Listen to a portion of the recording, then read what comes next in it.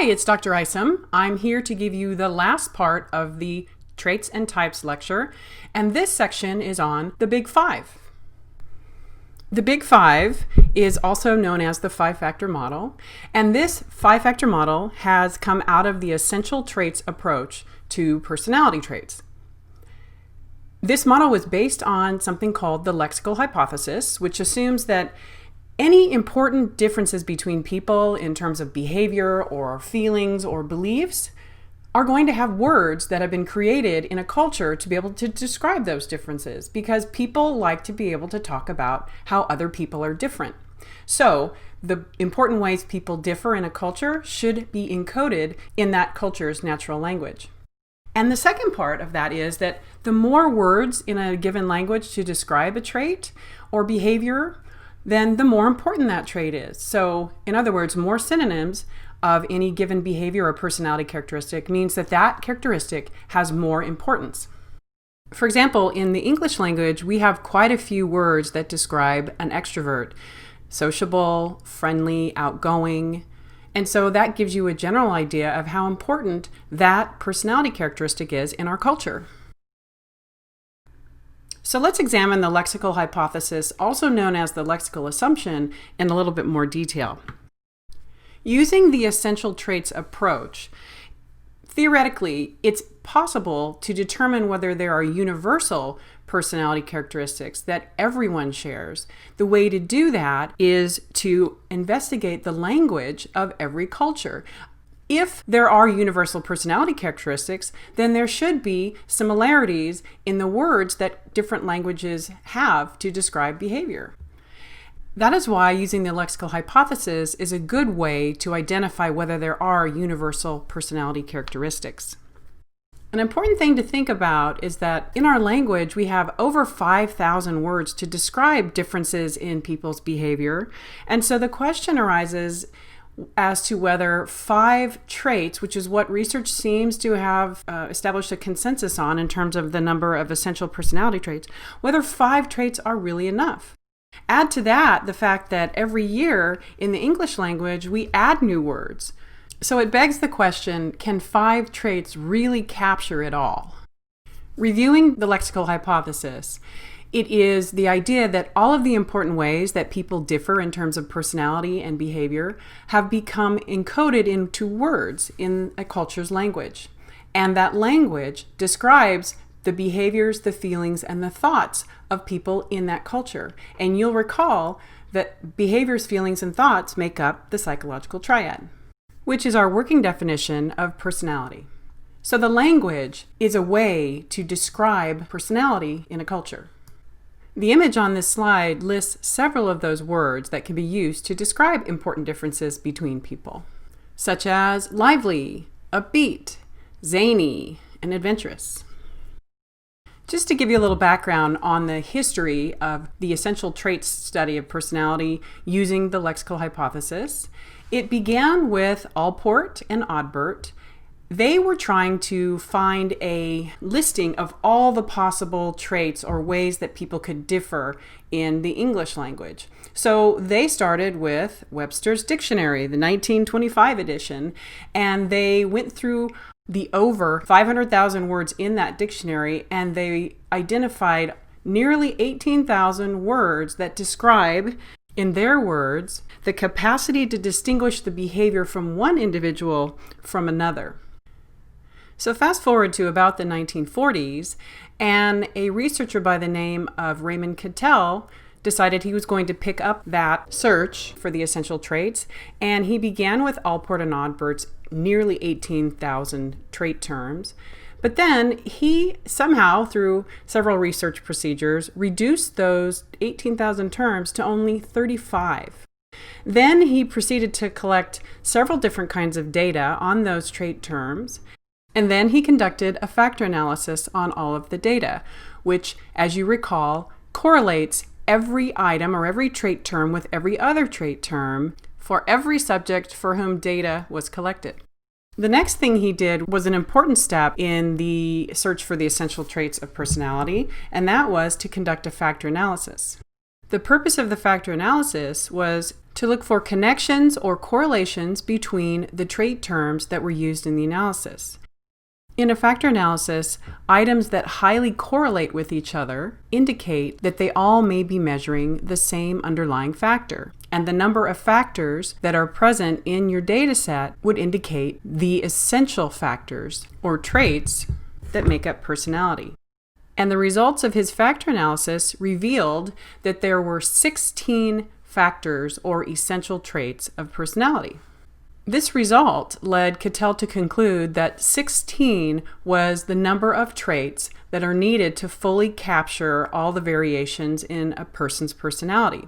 And he spent the rest of his career creating a personality inventory called the 16PF to measure those traits in people.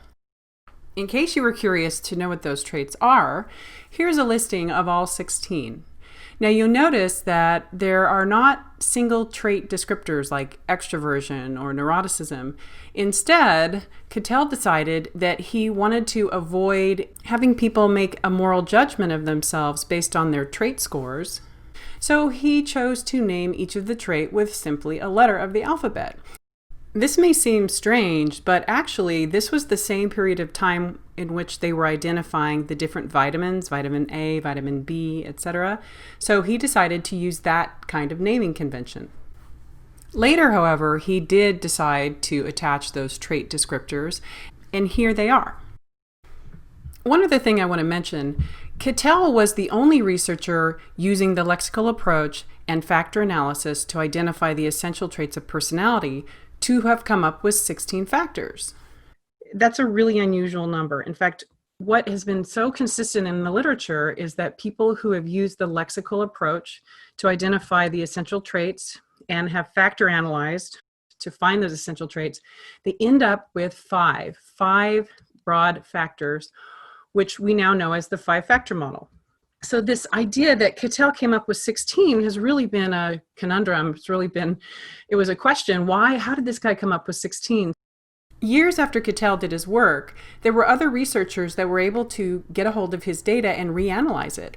The thing I didn't tell you about Cattell, too, is that he did a factor analysis back in the day before we had SPSS or SAS or R. In fact, it was before the day they even had supercomputers that could do this kind of math analysis. And so what Cattell had to do was actually use the Armory, which was probably the largest building at that time on the University of Illinois campus where he was a professor, and have his graduate students run around with pieces of paper, each representing correlations between items that totaled over 14,000, and do the factor analysis by hand on the floor of the Armory. Now, when those later researchers, which included Toops and Crystal and Digman and Sakamoto Chalk, went back and reanalyzed the data using supercomputers, guess what they found? Cattell actually made a math error, and that the number of factors that were truly in the data were 5, strangely enough.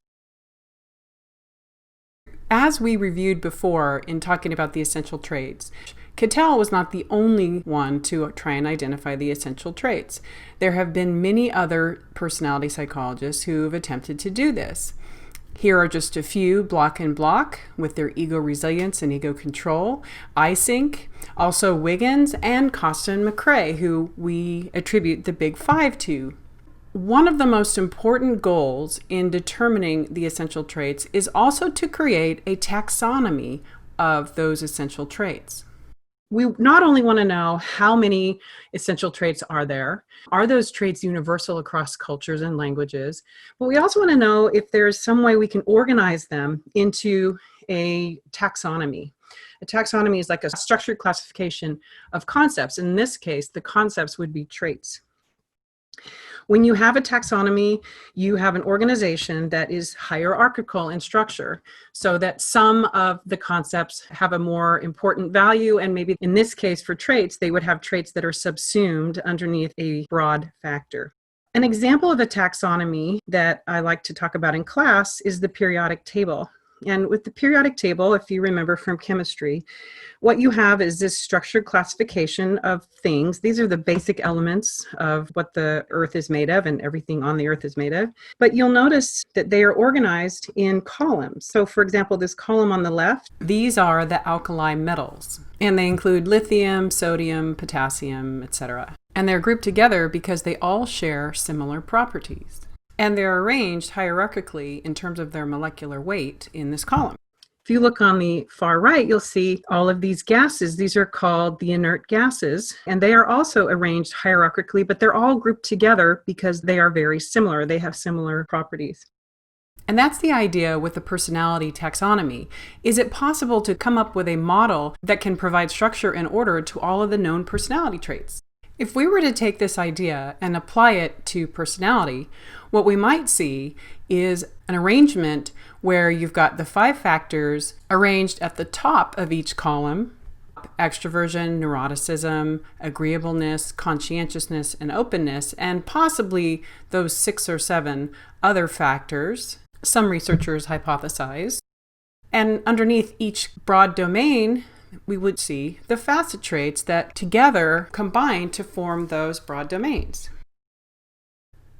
So we would have all the broad domain factor scores at the very top of the columns, and then all of the facet traits that together form each of the broad domains ordered underneath them in a column. So that's the idea anyway. As I was mentioning before, many different research groups who have been studying the essential traits of personality and who have used the lexical approach with factor analysis to identify the essential traits of personality have come up with 5 factors, with the exception of Cattell, but he made a math error. And those 5 factors have been derived from diverse samples across the world and from multiple cultures and languages, and also from different sources of data: self-report, informant report, behavioral data. They all seem to come to the same consensus. The number of traits that seems to capture all of the important components of personality is 5. However, there is some disagreement about what the exact factors are, particularly for openness, which is also called culture or intellectance, depending on the culture. So let's talk about the big 5. Here are the 5 dimensions. The first one is neuroticism, also called emotional stability. The next one is extraversion, sometimes called surgency. Then we have openness to experience or intellectance, also sometimes called culture. The next one is agreeableness, and there doesn't seem to be any disagreement on that one. And then the last one is conscientiousness. So we'll go through each one of these in detail. But first I need to mention a couple of things. The first one is that each of the 5 factors is considered to be orthogonal to each other factor. What that means is that each of the factors is mathematically independent of each other. So the practical application of that is that no matter what your score is on extraversion, it will tell you nothing, for example, about what your score is on any of the other traits. Your score on each factor is completely separate and independent of your score on any other factor. What that also means is that because they are independent or orthogonal, they are correlated 0 to each other. So the correlation between any of the 5 factors with any other factor is 0.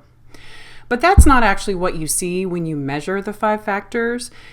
Usually there is some correlation between some of the factors, and part of the reason for that is something called method variance.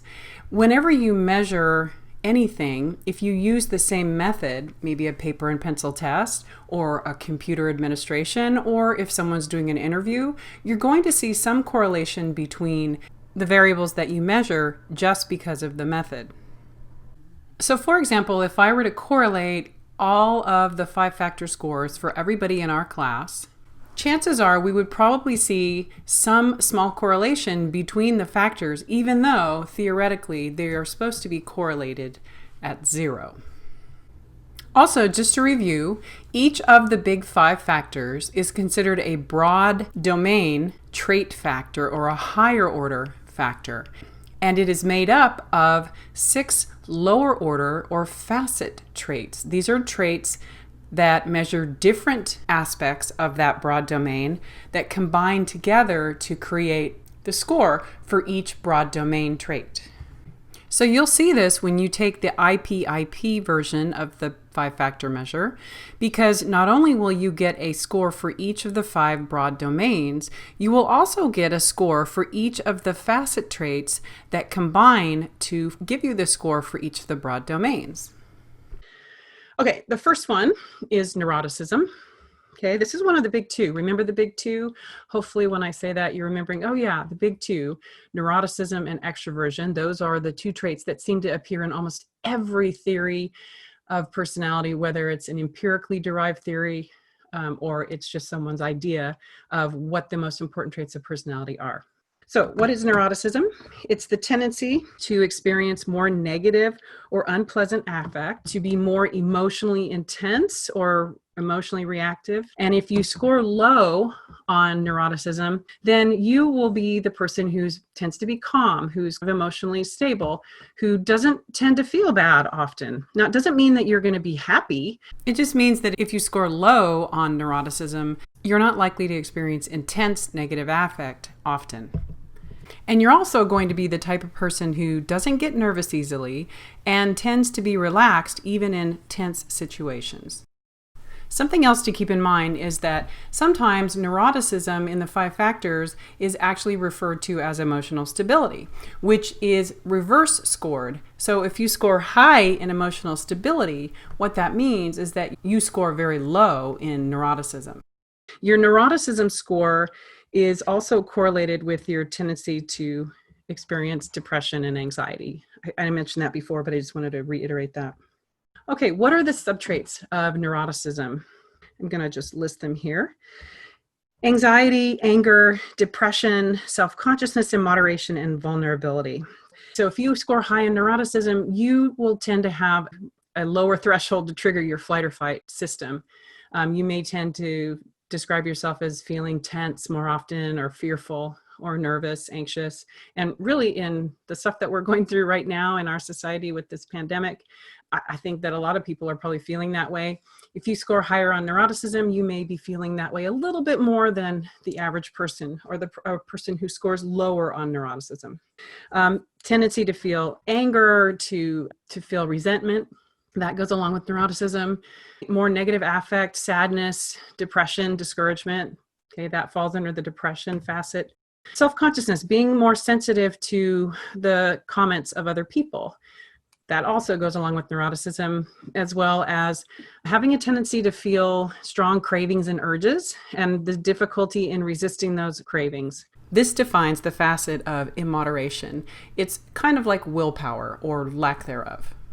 Last thing is vulnerability, and that is the tendency for a person to feel helpless, confused, or have a really difficult time when they feel stress or they feel a lot of pressure.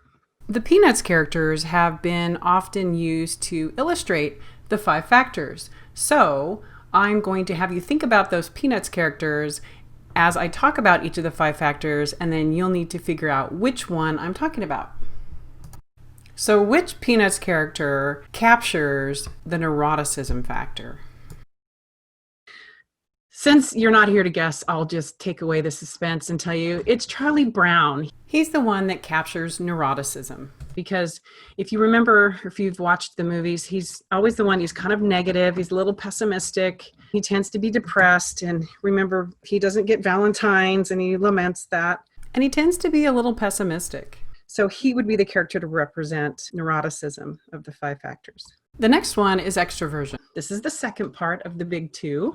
Extraversion, I'm sure you're probably pretty familiar with, but extroverts are the type of people who really enjoy being social, who like to spend time with other people, who often have very high energy.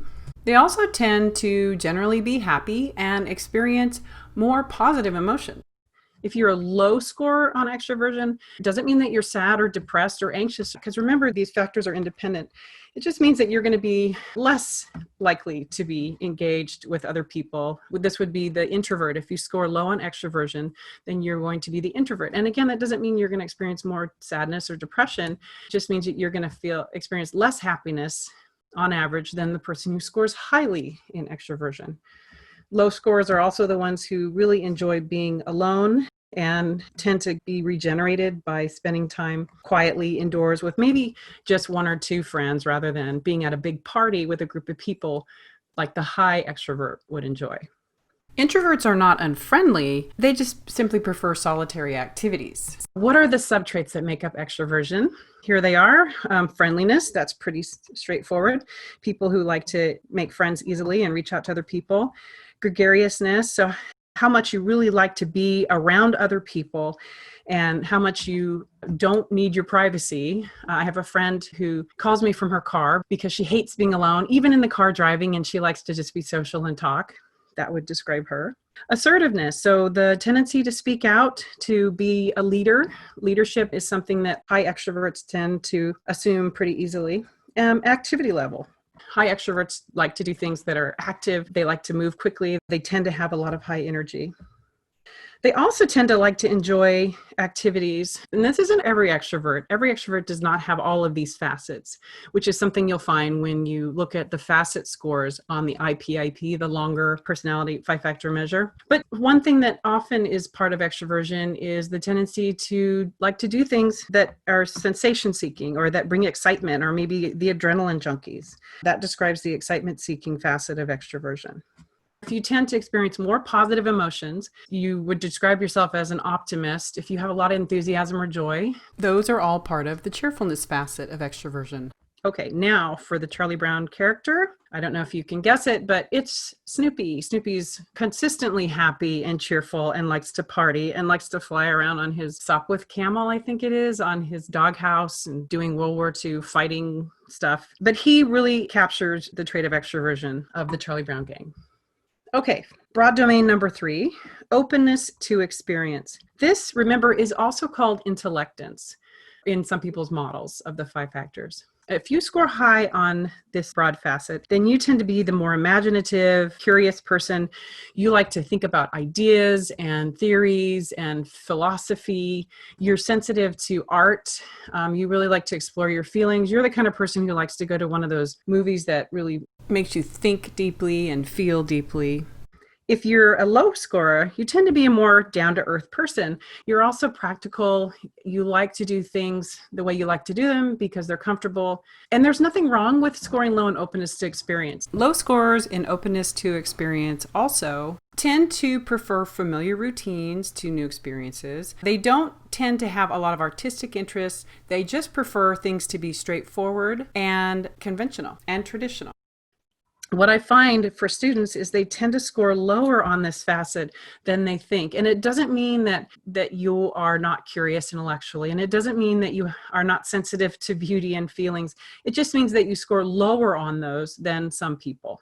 Now, this facet is the facet that has the highest amount of disagreement as in terms of what it's really measuring across cultures. Some models have called this facet culture, actually, because it seems to capture cultural differences more than openness to experience. But in the 5-factor model, it's referred to as openness.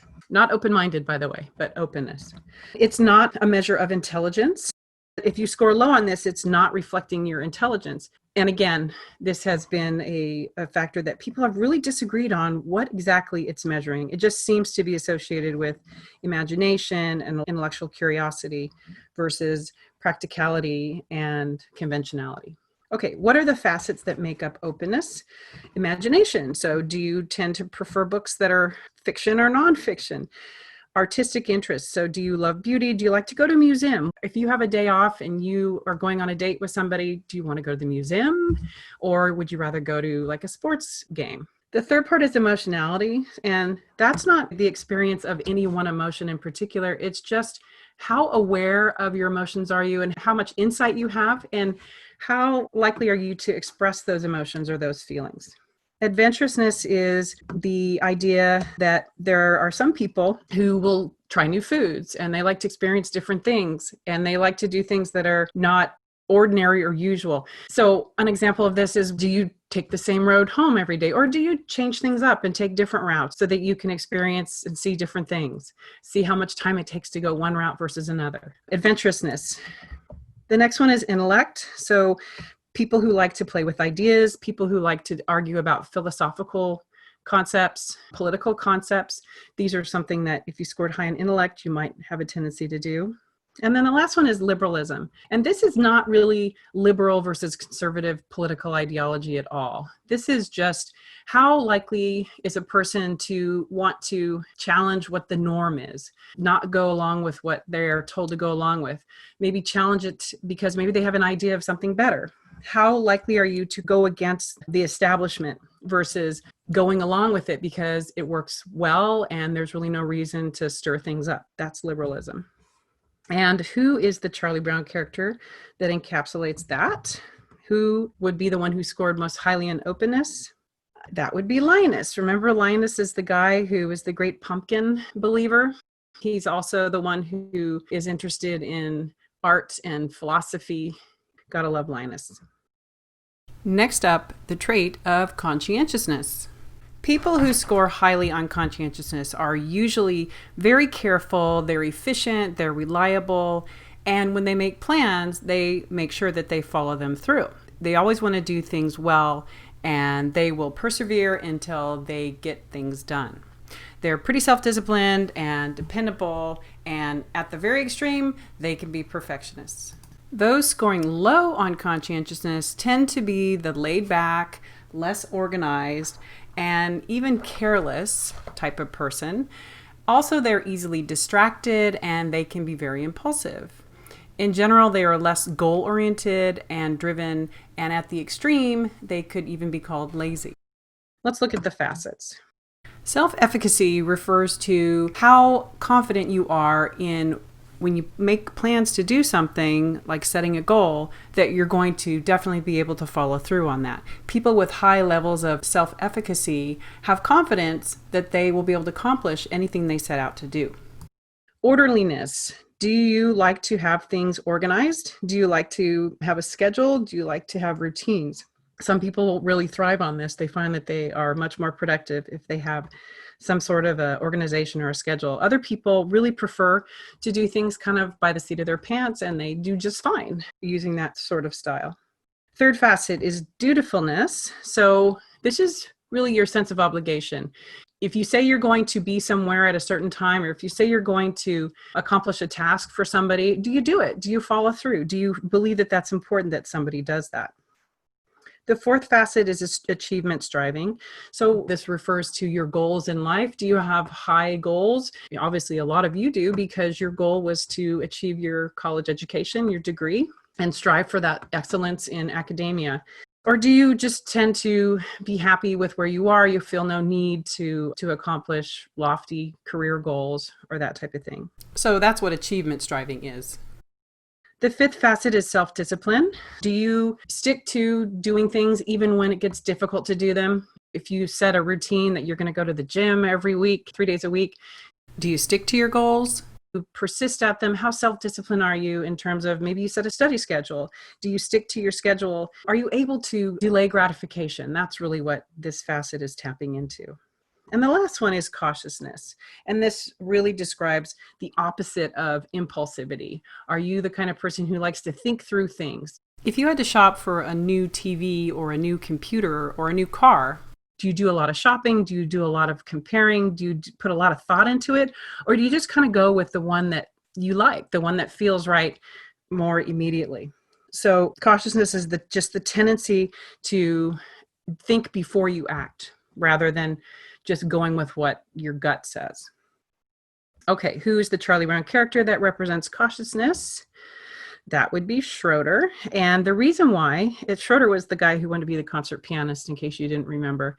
He was always practicing his piano because his goal in life was to be a concert pianist. And he knew that if he wanted to do that, he was going to have to practice every day and be completely dedicated to becoming that artist. Even when Lucy kept trying to flirt with him and try to get him to go on a date, he seemed a little interested, but not enough to stop what he was doing because he's so goal-oriented and driven to become this incredible pianist. He represents the high end of conscientiousness, or someone who would score highly in conscientiousness. Okay, last one, I think, is agreeableness. And agreeableness is your tendency to prefer getting along with other people rather than causing conflict or enjoying conflict. Some people seem to enjoy conflict. Individuals who score highly on agreeableness are sympathetic, warm, kind, and considerate. They prefer getting along with others and are generally helpful and tend to be unselfish. Those who score low in agreeableness are the type of people that are skeptical about other people's motives. They can be critical, fault-finding, quarrelsome, and even rude. They are more likely to compete than cooperate, and sometimes they can appear cold and aloof. Moving on to the facets of agreeableness, the first one is trust. So if you score highly on agreeableness, then you may have a tendency to give people the benefit of the doubt. Do you trust them? Do you think that people are generally good? The second facet is morality. Do you like to put on airs? Do you think that it's okay to sometimes be a little dishonest to people? Are white lies okay? I mean, I think probably white lies, most people would agree, are something that you have to do. But if you tend to think that there's no problem with deception, then you're probably going to score pretty low in this. So morality is really a measure of how straightforward you are with people. The third facet is altruism. So do you enjoy helping others? Do you enjoy volunteering? Do you like to go out of your way to help people without thinking about what they're going to do for you in return? If so, then you might score highly on altruism. The fourth one is cooperation. If you think of a person who will do anything that they need to avoid a confrontation because it's just not worth it to be arguing with somebody, they probably would score highly on cooperation. People that do not bring up conflicts because they don't want to cause a ripple, they don't want to cause a problem with the relationship, are people that would score highly on cooperation.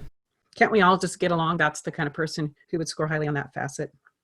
The fifth one is modesty. So this has to do with ego, really. If you score highly on modesty, then you're the kind of person who probably wouldn't go around bragging about how great you are. You might tend to be more modest about it and maybe discount when people say, oh, you're so great, you're so wonderful. So this might be related to self-esteem too, but it's really a tendency to not be a braggy kind of person. The last one is sympathy, and this is something that I think probably a lot of psych majors have, they would score highly on, and that is the tendency to feel compassion towards other people, to want to do what you can to ease the suffering of other people. If you're a tender-hearted person, you probably would score fairly highly on the sympathy facet. So who is the Peanuts character that fits this trait? Surprisingly enough, it's the low pole of the agreeableness broad domain that fits Lucy. The Peanuts character that is the most disagreeable is Lucy. Because if you remember, she was always the one who would convince Charlie Brown that this was going to be the time when he kicked the football and he was going to kick it so hard it would be a field goal. And every time she would hold the football, he would run up to it and she'd yank it away and he'd end up falling on his rear end. And she actually enjoyed that. She didn't mind that at all. Conflict for her was not a big deal. Actually, she probably enjoyed that. That is the person who would score very low on this broad factor. So there you have the big five. I don't know if this is helpful to you, but this is the 5 factors and some pop culture references to people that would score highly on each of the factors and someone that would score low. So for example, you have over here Austin Powers. If you think about the Austin Powers character, he was very social, very gregarious, loved to do things that were high action, very enthusiastic. So he represents someone who would score highly in extraversion. Here's another example over here for neuroticism, the other big 2 trait. And if you recognize who this is, if you're a Star Wars fan, then you would know that this is Obi-Wan.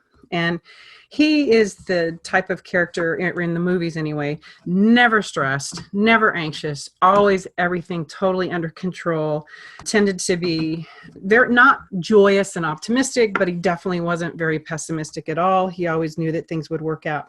That would describe somebody who would score low in neuroticism, just not somebody who would tend to get upset or anxious a lot. What's interesting, if you measure the Big Five, or people that have measured the Big Five in the United States, what they've shown is that there are actually regional differences in our measures for the Big Five, depending on where you live. So, for example, if you want to know who the people are that have the highest scores in openness or openness to experience, you might be able to guess this, but it's people who are on the coast. So if you look at the bottom here, people who live on the East Coast, and people who live on the West Coast out here in California. It seems like there's more of a concentration here in the Southern California area. But if you look at everyone's scores for this factor, openness, you'll find the highest scores in California and in New York. And then you can see for the other 5 factors, the most neurotic people tend to be in the New York area as well. Higher conscientiousness you would find in the South. Agreeableness you would also find in the South, but I don't know about this because I remember that one of the things that people in the South might say to you that isn't really a compliment is, "Oh, bless your heart," which sounds nice, but it's really not, right? They're just saying something and they seem like they're being agreeable, but really what they're saying is that they're conveying some sort of a comment like, "Oh my gosh, how could you be that way?" The more extroverted people, most extroverted people are here in the Midwest, the Chicago, Milwaukee area, which is kind of funny, and also in Florida and a little bit in West Texas. I'm not sure about why that is. But the point is that people are different in the United States, and they're different in terms of their scores of the Big Five. And you can see that higher scores tend to, for some traits like neuroticism, the people in New York tend to be more neurotic.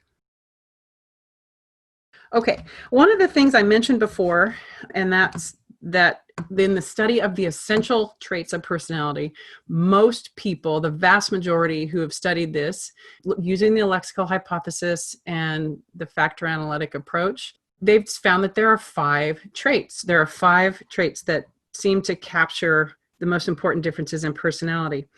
But there are some, like the Lexical model, that find that there's maybe a couple more traits, 6 or 7.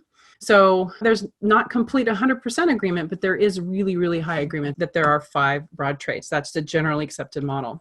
The one trait, remember that I said people disagree on, is openness to experience. It seems to look different across different cultures. When you do the factor analysis, what you end up with is a lot of items that cluster together. And the 5-factor model indicates that all those items cluster into 5 different clusters. And then you read the content, you look at the traits or the content of those personality items, and then you name that factor. When you look at the items that cluster together for openness, in some cultures, it looks like a completely different broad factor. In the United States, in the Western Hemisphere, I don't know if it's the Western Hemisphere, but in North America anyway, that 5th factor looks like openness, and openness in terms of the trait that I've just described. In non-English speakers, sometimes you'll find a 6th factor, and that factor seems to be representative of a trait that looks something like honesty and humility. And this corresponds with the Lexical model. People who object to the 5-factor model think, gosh, 5 traits is not enough. How can you capture all of the differences in human behavior with just 5 traits? But that is really what seems to be replicated the most. And that covers the 5-factor model.